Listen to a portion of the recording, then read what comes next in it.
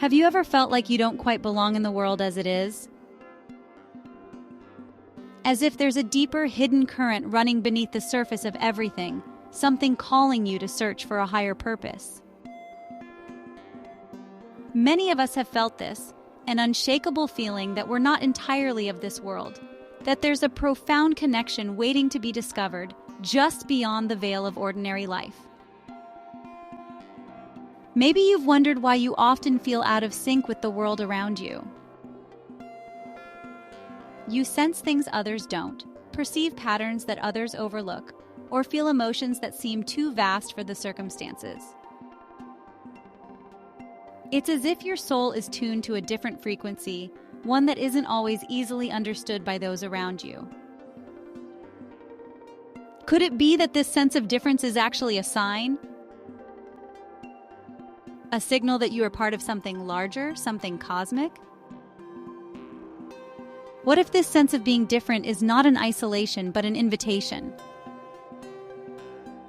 An invitation to awaken to a reality that is vaster and more connected than we've ever been taught. What if your soul's longing is a sign that you're being called by a family that you have never seen? Those beings of light who vibrate at the same frequency as you do, who understand the unspoken language of your heart. Could it be that you are part of a spiritual awakening, one that transcends this world and reaches into the stars? There are many who believe that we, as a species, are in the midst of a great awakening. That there are energies, intelligences, and star families reaching out to us from beyond, calling us to remember who we truly are and why we chose to live in these times. They vibrate on a higher plane, and some of us are waking up to feel their presence, an echo of our own deeper truth, a resonance with something that feels like home. Maybe you felt it, a pull in your soul, a whisper in your dreams, a knowing that won't go away. The world as you see it now is only a fraction of the whole.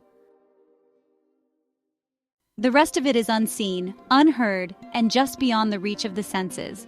It calls to those who are ready to hear. Could it be that you are one of those who are awakening? One of those whose purpose is tied to this unfolding mystery?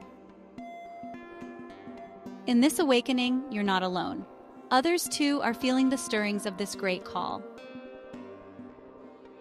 They may not always speak of it, but deep within, they also know.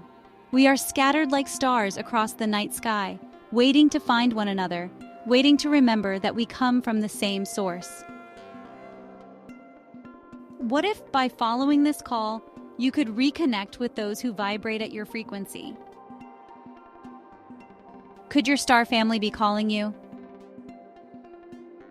Ask yourself, is this sense of being different really an isolation, or is it a sign that you're ready for something more? Could it be that your soul is ready to awaken to the truth that we are not alone, and that together we are part of something far greater than we've ever imagined? If these questions stir something within you, maybe it's time to listen closely. The answers may already be within you, waiting for you to remember. This video is about awakening. It is a journey of self-discovery and deeper understanding that invites you to explore the mysteries within yourself. Throughout the video, you'll be asked a series of thought-provoking questions designed to help you uncover hidden memories, feelings, and experiences that may hold the key to your awakening. These questions aren't meant to provide instant answers, but rather to guide you in recalling potential clues from your life, moments, signs, or sensations that may have been quietly pointing you toward a greater truth all along. It's a path of personal reflection, encouraging you to tap into your intuition and remember what you've always known deep within. If you'd like to explore this notion further, please take note of your answers and thoughts, and begin a journal to document your journey of awakening. Here's a few more thoughts. Do you have gaps in your memory that you can't explain? Have you had mystifying paranormal experiences? Again, if you can relate to these questions, this video was created to help you explore the mysteries of your past, help you understand your purpose in this life, and provide guidance to recalling suppressed or erased memories. Many experts agree that space arcs are sending out signals to their star families on Earth. The recent signals reported by the ill-fated Starliner mission were described as the heartbeat of an organic space arc, sending out signals that sounded very much like the sounds in the movie Contact with Jodie Foster. Of course, the mainstream media has completely buried the story about the Starliner that stranded 2 astronauts at the space station before returning home, assumably unable to complete the short mission after reporting a strange heartbeat pulse signal. We are not alone, and if you don't realize that yet, you will soon. When I started my journey as the ex-pharmacist, I never expected where it was going to take me. I started a little channel to tell people about the dangers of big pharma and offer natural solutions to healthcare, but I was literally drawn to alternative thought that I had never really entertained before. My awakening began in my 20s, which was about 1975 when I learned that presidents are chosen, but not by us. I didn't quite understand who was in control, but I knew it wasn't our politicians. During this period of my life, I practiced meditation regularly and studied Buddhism and Hinduism over the years. Then I went to college and thought that pharmacy school was going to be as easy as my undergrad degree, but I was wrong. I was a single mother in pharmacy school, and I had a deep connection with someone 3 hours away. Bottom line is that I really messed up and nearly flunked out of pharmacy school. Not because I couldn't do it, but I simply wasn't putting the time into it. I spent only 2 days a week in classes, and the other 5 days, I went home to be with the person that I thought was the love of my life. We all stumble on our path. Never stay down, ask for answers, renew your energy, and get right back up again with more vigor and commitment. That's what I did.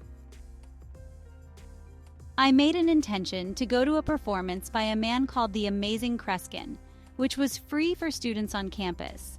He was amazing, and his closing words put me on a trajectory of understanding that I had not been exposed to.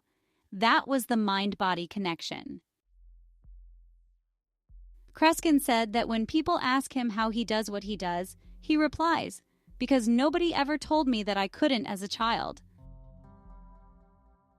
Inspired by that one moment, I convinced the admissions committee of the College of Pharmacy to give me a second chance. Utilizing a meditation technique called the Silva Mind Control System, I was on the dean's list until my graduation. This is when I learned the power of thought. In the 1980s, I began studying Kung Fu and energy manipulation via Tai Chi. This led me to Taoist philosophy, which expanded and clarified my sense of self. It was a great period of growth for me.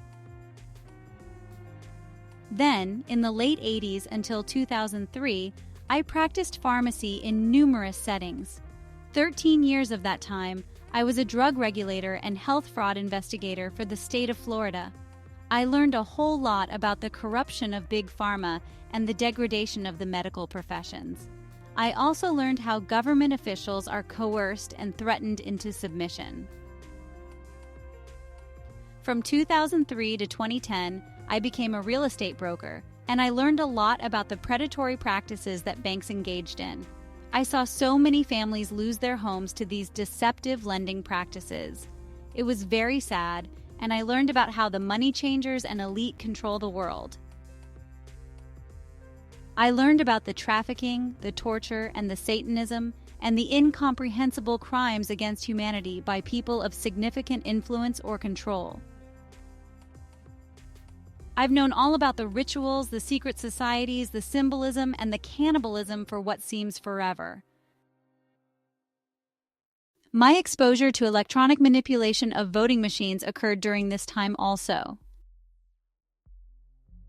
After the BP oil spill in the Gulf, I became very sick, but I also learned about the government sanction of widespread corruption in the energy sector. From shooting affected dolphins to protecting tourism, right down to overlooking faulty equipment. I also went through some great losses during this period in my life, including both parents. I now understand that the fourth density is often associated with such dark periods, which can become a bridge to higher consciousness, and I find myself in another period of expansion as many others are. Here I sit just 10 months after my first video, and my focus has shifted to extraterrestrial phenomena and searching for clarity about the missing periods of my memory, which were primarily during my childhood. I have had 3 UFO sightings in my life, and I have since learned that they were watching me as much as I was watching them. My sightings were not accidental. My first occurred in Grayton Beach, Florida, which is situated between Eglin Air Force Base and Hurlburt Field. The timing was about 2008. Eglin is one of the largest military bases in the United States and serves as a key center for the U.S. Air Force's armament research, development, testing, and training. Hurlburt Field is home to the Air Force Special Operations Command, AFSOC, and supports special operations missions and training. My second UFO sighting was about 2010 in Clearwater, Florida, about 30 miles from MacDill Air Force Base, which is headquarters for U.S. Special Operations Command, SOCOM, which is responsible for coordinating special operations forces across the Army, Navy, Air Force, and Marines, conducting high-priority missions like unconventional warfare. My third UFO sighting was on September 28, 2024, and involved multiple crafts in a coordinated display at the Galactic Spiritual Informers Connection. Additionally, I have had paranormal experiences. Once during a meditation involving astral projection, where I quickly encountered a very dark entity that I have since seen repeated in both movies and extraterrestrial presentations. In about 2006, I went to a Deepak Chopra retreat. I can't remember the man's name, but we meditated with our eyes closed as we waited while sitting in a line of chairs for a blessing. I could feel this man's energy from several feet away based on his arrival time to me. I'm estimating that I first felt his energy from about 3 feet away, and it got very strong as he came closer. I was overwhelmed with love and joy like I have never felt before. The third time was being awakened in the middle of the night, where I immediately sat up and was frozen while a tremendous wind passed through me. Again, I have seen this in movies and later learned that this is rather common. It wasn't until I saw the various speakers at GSIC that I began to notice parallels in my life, and several of the speakers. Their first-hand recollections of memories from their involvement in the secret space program, covert missions, and advanced technologies beyond public knowledge were very compelling and familiar. Most notably was the disclosure by Melanie Charest. Specifically, she highlighted that she was born not far from a military base. This was a red light to me because I was born in an army hospital, and I began thinking what these sick people might have done to me. I have always felt like there was more. I've searched my entire life for something. I'm going to share some private information with you in the hopes that it might stimulate your memories. I'm also going to share some things to consider in your own life, some tips for recalling suppressed memories, and a really amazing guided meditation that I found to help you put your memories together. The first thing that I did was create a list of events that I thought had meaning. First, I was born in a military hospital at the Fort Bragg Army Base in Fayetteville, North Carolina. I learned that Fort Bragg was a major military installation that has been associated with various secret programs, often tied to special operations, psychological warfare, and experimental projects. Some of these programs include MK-Ultra, which is a notorious CIA program that many believe was used on various child stars, especially Disney stars. Always check dates. Officially, MKUltra ended in 1973. The CIA terminated the program after its then director, Richard Helms, ordered all files related to MKUltra to be destroyed. This decision was made in the wake of growing concerns about the legality and ethics of the program, particularly regarding its secret and non-consensual experimentation on U.S. and foreign citizens. The experiments were inhumane and very much like expanded animal testing.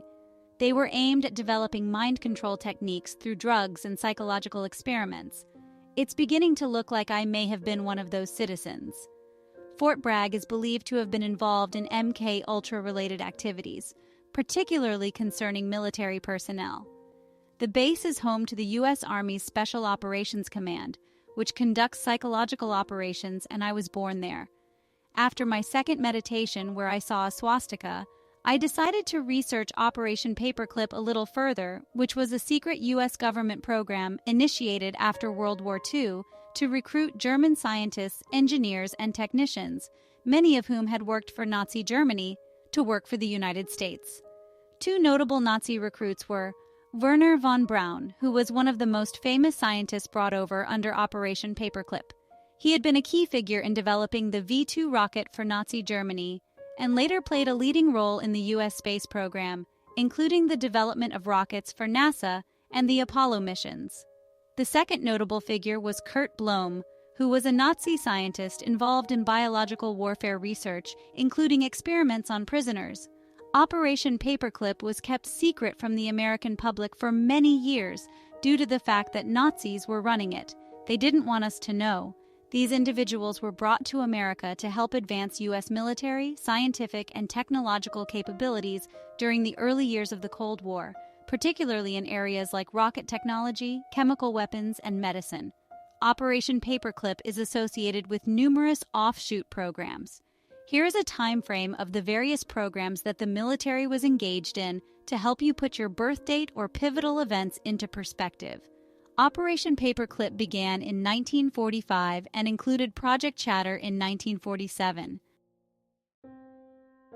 Then Project Bluebird began in 1950,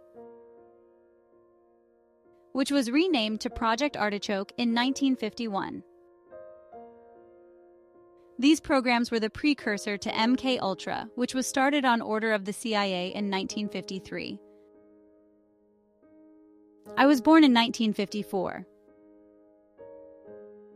Special forces at Fort Bragg were involved in unconventional warfare training, which sometimes includes experimental methods for enhancing soldier performance, such as advanced survival techniques and psychological conditioning. So I ask myself, was I trained as a soldier? For me, this recall experience is so much more than meditation. It's research and analysis, understanding the particular programs that were being conducted during your lifetime. Many may not even be known. It is about taking those threads of your memory and weaving them all together. Fort Bragg was also allegedly involved in remote viewing.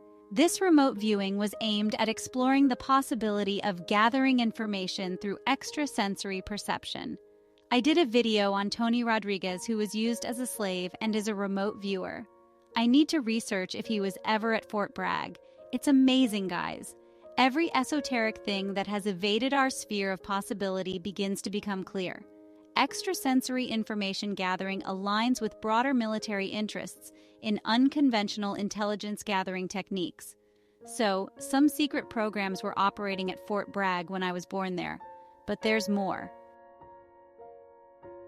Fort Bragg is home to U.S. Army Special Operations Command, USASOC, and the 82nd Airborne Division, making it a center for advanced military strategy and special operations. My dad was always so proud to tell us that he was in the 82nd Airborne. Larry Klayman is a former Justice Department official and founder of Judicial Watch. He has made claims regarding military personnel's involvement in alleged cover-ups, including references to the 82nd Airborne engagement in secret operations. William Tompkins generally discusses Navy projects, but he has mentioned elite military units and their involvement in advanced technologies. The 82nd Airborne was one such unit that he mentions. Various claims are circulating on forums where individuals claim connections to the 82nd Airborne in secret military operations, and online forums related to UFOs and military involvement also specifically reference the 82nd Airborne. Participants have shared personal stories of service members' involvement in clandestine operations. One event that may or may not be relevant is that about 30 years ago, my mom drove past an office for an MD named Sherman Pace. She stopped because a Dr. Pace delivered me on Fort Bragg. She learned that it was the same doctor living minutes from me. Was that a coincidence? You tell me, guys, because I'm just trying to get my head around it all. Let's run through some additional observations that I noted on my first journal entry of thoughts. Have you always had an active mind and a thirst for knowledge?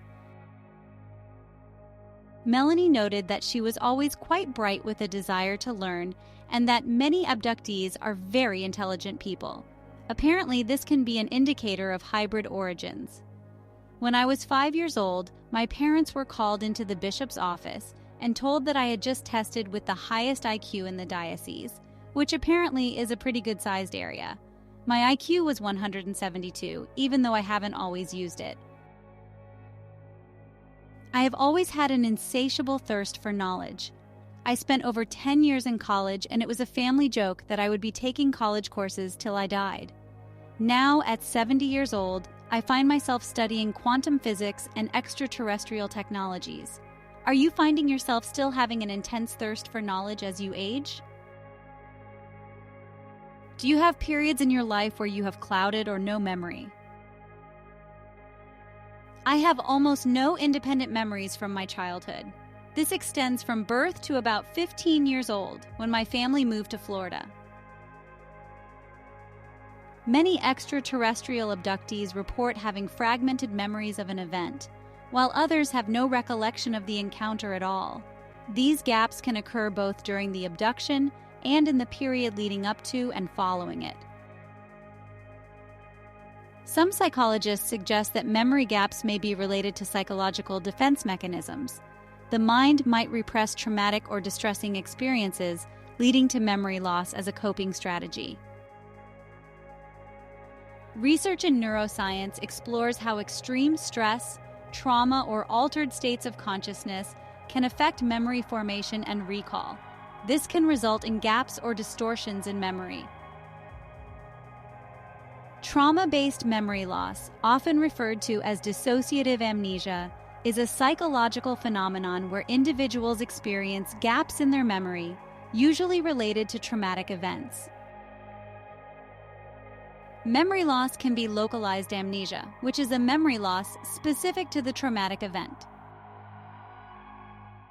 Or it can be selective amnesia, which is memory loss of certain aspects of the event while retaining some memories. And lastly, generalized amnesia, which is more rare and the individual may lose large blocks of their life history. This appears to be my situation.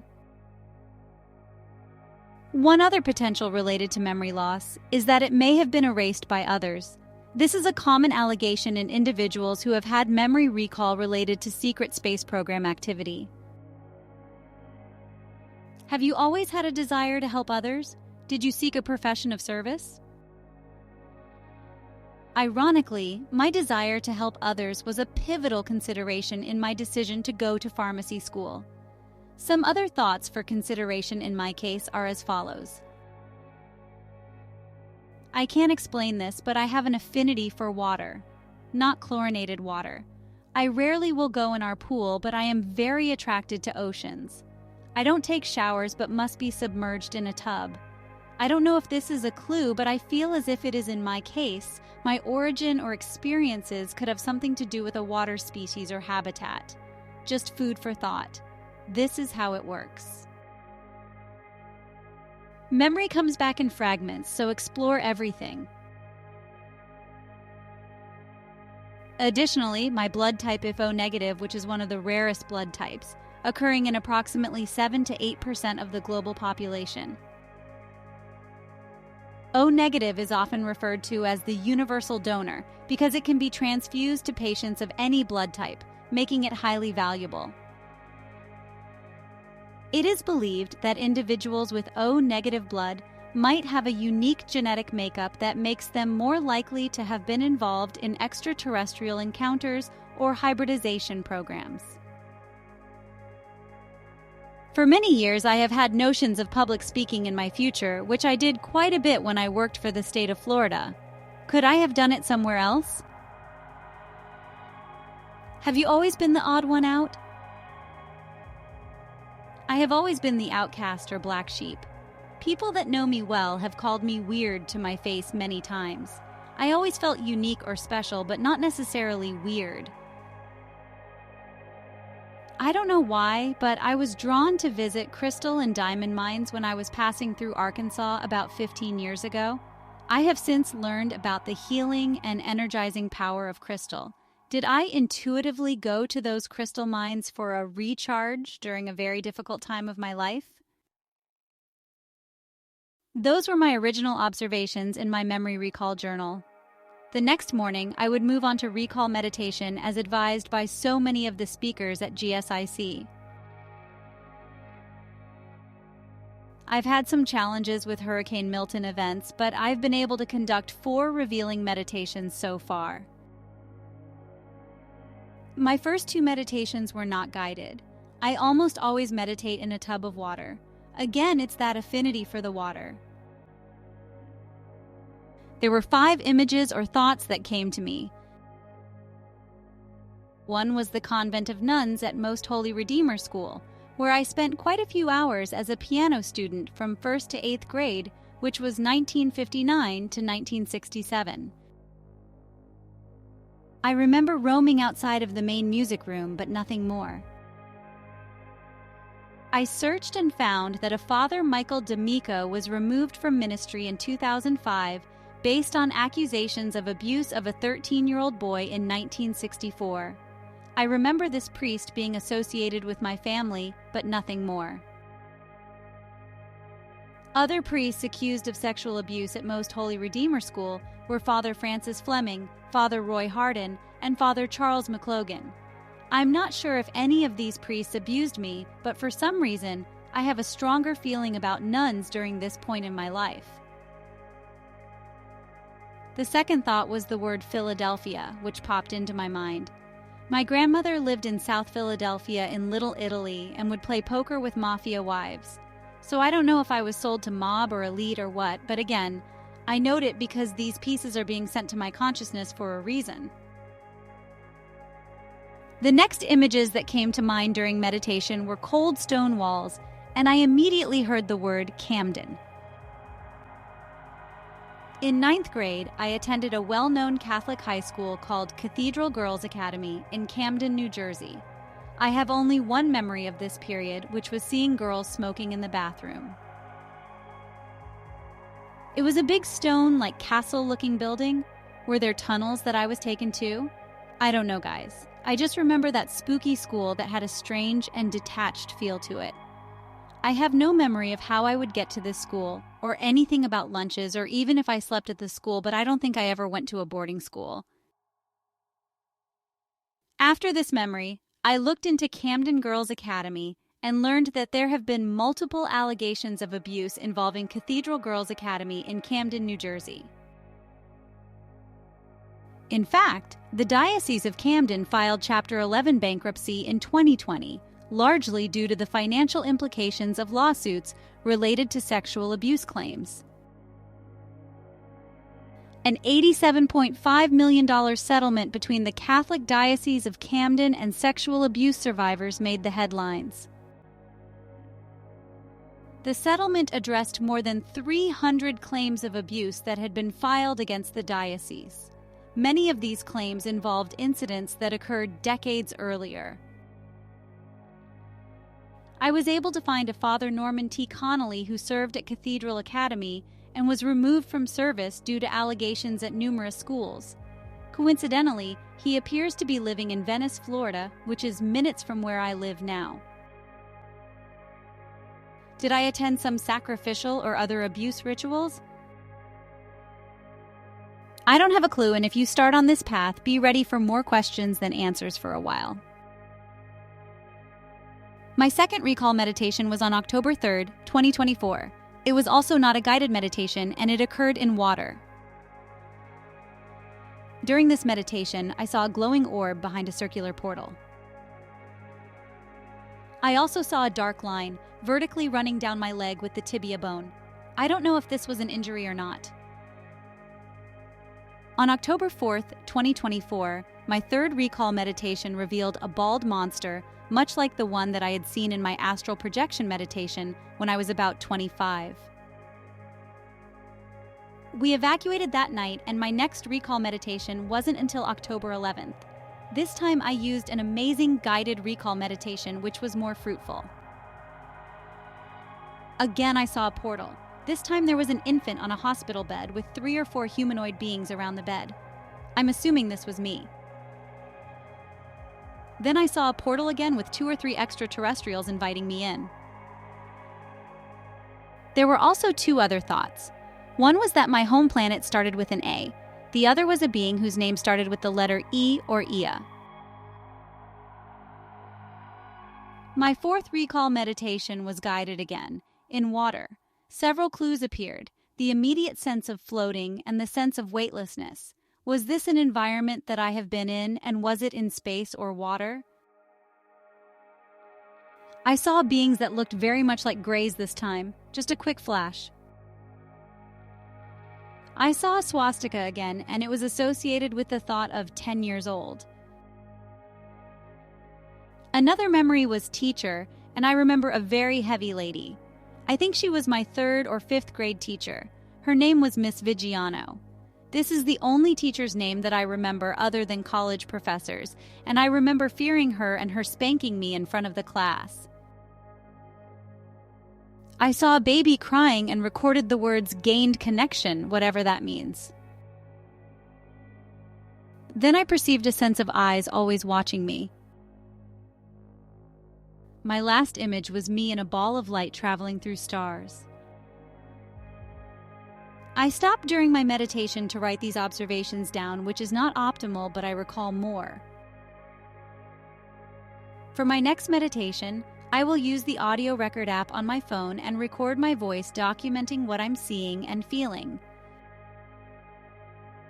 For those who have never meditated, I would first like to say that the most important thing you can do is ignore any outside distractions.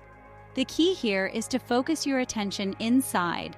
If a noise occurs or something distracts you, don't think twice about it. Just don't give it any attention and let it move out of your field of consciousness without a second thought. I have never had great powers of imagery, so I can only share how it works for me.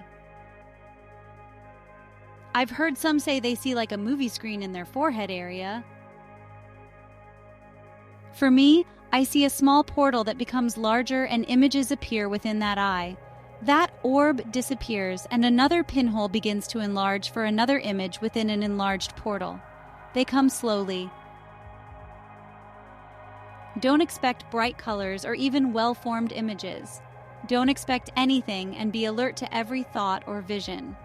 This is how the universe talks to you. It is very subtle for many. I am linking a guided recall meditation in the description of this video, which I highly recommend to you. I couldn't have created a better recall video for you, so I've linked this one. One thing that I noticed the first time I used it was that the answers were coming to me before the question was asked, so that gave me a bit of further validation. I've also linked a document from the CIA vault related to Projects Paperclip, Bluebird, Artichoke, and MKUltra in the video description. There is also a test with questions for you to answer related to potential participation in a secret programs to help you with your memory. There's no right or wrong. The purpose is to stimulate your memories. I hope I've given you something to think about and some direction in attempting to recall suppressed memories. I will likely be updating my experience as time goes on, and I encourage you to give others tips or observations about your own meditations. I will leave you with this thought. When the mind is still, clarity appears.